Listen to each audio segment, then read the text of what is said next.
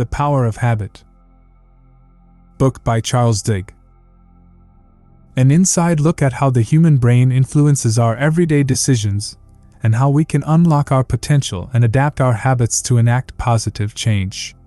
A graduate of both Yale and Harvard, and winner of the Pulitzer Prize, Charles Duhigg introduces how you can overcome the power of habit in his New York Times bestseller, The Power of Habit.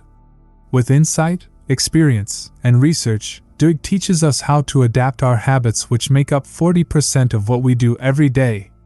40% of our day is spent on behaviors which are normally unconscious. Now imagine the potential of putting that 40% of your behavior under your control, and the opportunities become endless.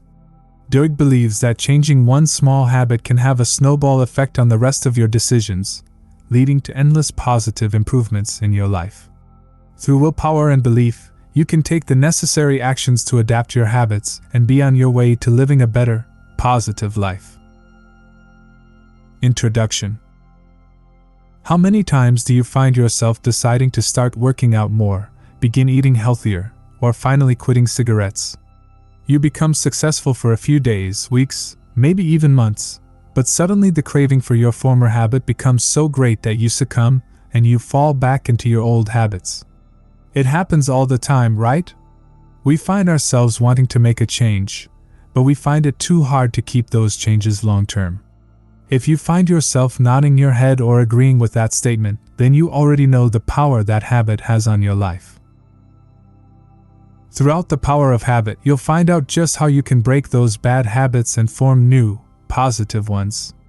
Through learning how the human brain influences our everyday decisions, you'll learn exactly how our habits control our actions as well as how they influence our society.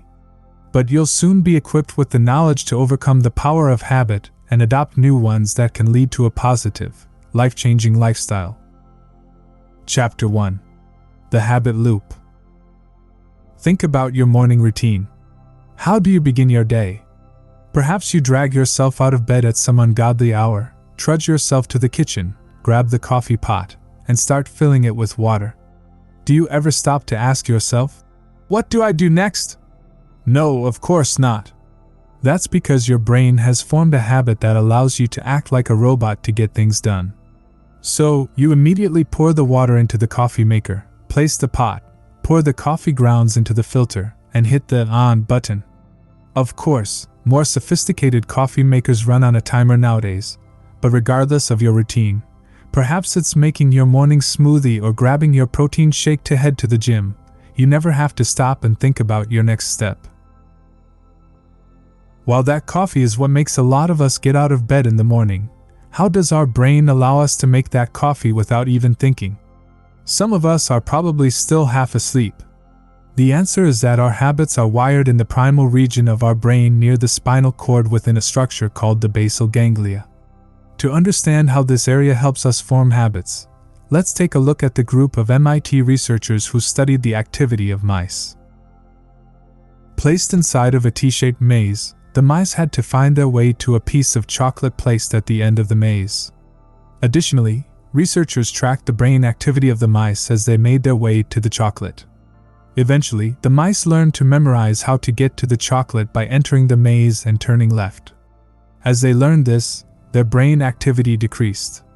This process of turning a sequence of actions into an automatic routine is called chunking, and has an evolutionary role that allows our brain to save energy and perform our everyday tasks more efficiently. Every habit can be broken down into 3 parts called the habit loop. A habit first begins with a cue, or a signal that triggers the habit. Let's say it's your alarm clock ringing that triggers your brain to determine which steps to take next. Then comes the routine, which is just the set of actions you take.